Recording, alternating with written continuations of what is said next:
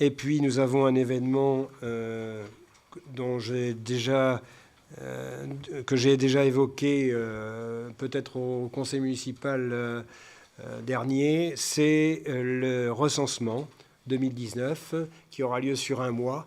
Donc il nous faut des recenseurs et pour cela, c'est la création de postes dans le cadre de ce recensement 2019. Il est prévu donc de créer 20 postes, mais ça c'est un maximum. On se base plutôt, pour l'instant, ça serait plutôt 18 postes. Et ça serait pour la période du 8 janvier 2019 au 22 février 2019. Alors là, il fallait aussi arrêter la rémunération. Donc, par logement collecté, 5,50 € et un forfait pour des frais de déplacement sur les secteurs nécessitant des déplacements avec un moyen de locomotion, puisque notre commune est grande. Il y a des gens, par exemple, à la campagne, donc entre 30 € et 80 € selon le secteur défini au préalable avec l'agent recenseur.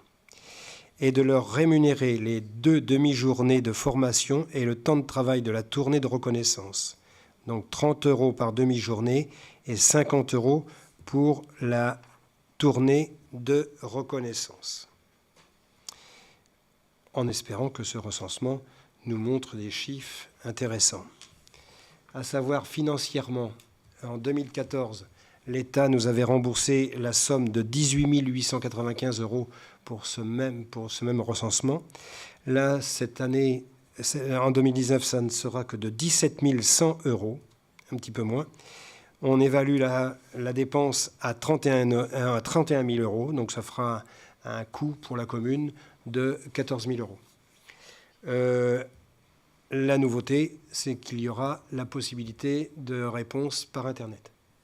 Donc, mais ça n'empêche pas que l'agent doit se déplacer au moins une fois chez l'habitant, une fois par domicile. Voilà. Est-ce qu'il y a des commentaires ou des questions? Madame Rimbaud. Par rapport à la procédure de recrutement, donc est-ce qu'elle a été lancée et est-ce que parce qu'il semblerait quand même que certaines communes aient des difficultés à recruter des agents recenseurs, donc qu'en est-il? Est-ce que vous pensez que ces 18 postes, vous allez réussir à trouver le personnel? Alors en effet, il y a de la concurrence. Il y a de la concurrence entre communes puisque les communes font le recensement en même temps et aux mêmes dates. Alors il est difficile de se battre avec Angers et de faire... il y a une concurrence, on va dire, un peu déloyale. Ils sont à plus de 8 €, à 8 € par personne, par logement. Donc les recenseurs vont peut-être aller sur la grosse ville. Après, il y a d'autres villes qui sont quand même à des chiffres moins que cela. On va bien voir. Mais c'est aussi pour nous le moyen de faire des heures complémentaires pour nos agents qui sont à temps incomplet. Donc c'est une possibilité de leur proposer. Donc ça sera une première des choses. On proposera en interne à nos agents. Et bien sûr, un recrutement extérieur pour compléter l'équipe. Voilà, je passe au... Ah non, pardon, monsieur Dohain. C'était la même question que je voulais poser. Donc, juste un petit truc, j'ai pas mal de retraités qui aimeraient bien aussi un petit complément de salaire vu leur petite retraite sur la commune. Et est-ce qu'ils pourraient prétendre à ce travail? Pourquoi pas? Bon, après, il faut qu'il y ait quand même, on va pas dire un petit comment dire, jury de recrutement, mais on va essayer de faire attention à qui on recrute. Parce qu'il faut quand même, il y a tout le côté relationnel, il y a à se déplacer, donc forcément, c'est pas évident. Donc, mais pourquoi pas? Alors qu'ils se proposent et puis qu'ils aillent donner leur candidature à Madame Bourdet, administration générale. Hein? Bon, on passe au vote. Qui est contre? Qui s'abstient? C'est un vote à l'unanimité. Bon. Et on passera peut-être les 10 000 habitants, on ne sait jamais. Bien, vous avez la liste des décisions du maire qui ont été prises au cours du mois de septembre et du mois d'octobre. Il y en a énormément. Je ne sais pas si vous les avez vus. Mais on ne va pas rentrer dans le détail, mais je voulais quand même en faire une remarque. Et ça répond un peu à votre question de tout à l'heure. Ça veut dire que ça bouge. Et que là, en particulier, il y a pas mal de décisions qui ont été prises pour Planète Enfant, pour l'ADAP. Donc ce sont des corrections de marché ou des avenants que l'on passe.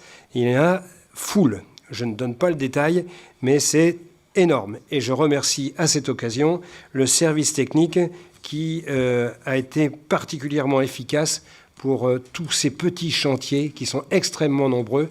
On a vu tout à l'heure la liste des chantiers pour l'ADAP. C'est énorme et tout est pratiquement fait. Il en reste quelques-uns, mais ça a énormément avancé. Et là aussi, je les remercie très vivement de leur participation.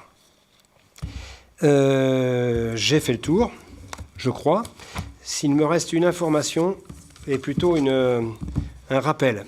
Alors, le 1er août, il y a une loi qui est sortie le 1er août 2016 qui a réformé la gestion des listes électorales. Il y avait une commission des élections qui avait lieu avec des personnes extérieures et qui représentaient la population et aussi la préfecture.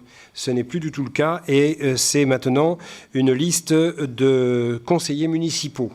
Donc, Madame Laurando a répondu, Madame Lemeur a répondu, Monsieur de Roquefeuille a répondu et Madame Bourreau ont répondu.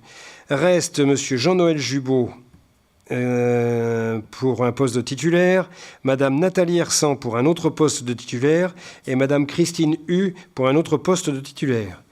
Madame Gabard, Madame Rimbaud et Monsieur Lemarquand pour des postes de suppléants. Donc si vous pouviez donner votre réponse rapidement pour qu'on puisse, si vous êtes d'accord, si vous êtes OK, c'est pas un problème. Si vous n'êtes pas d'accord, il faut que l'on retrouve d'autres personnes, mais ce sont donc 5 titulaires et 5 suppléants qui mèneront cette nouvelle commission. Donc c'est interne aux élus. Monsieur Lemarquand. Je voudrais poser la question parce que j'ai proposé à Christine Hu de prendre sa place, mais est-ce que c'est possible d'inverser? Ah, pourquoi pas, vous allez voir ça avec elle. Et puis avec madame, là aussi, c'est madame Bourdet qui s'occupe des listes. OK ?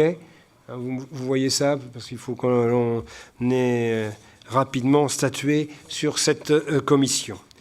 Bien, je vous remercie. Je ne me souviens plus de la date du prochain conseil municipal, mais vous le savez certainement mieux que moi. C'est décembre. Je ne me souviens plus de la date. 17 décembre, voilà. 8 jours avant Noël. Vous apportez les chocolats, bien sûr, les petits cadeaux. On prend tout, on prend tout. Oui, avec une petite remarque, le 17 décembre, avec un événement, c'est le départ de Brigitte Livenet. Donc, avant le conseil municipal, vous êtes invité à fêter son départ. Voilà, c'est calé au 17. Ben, ça vient de sortir. Voilà, merci beaucoup, bonne soirée à tous.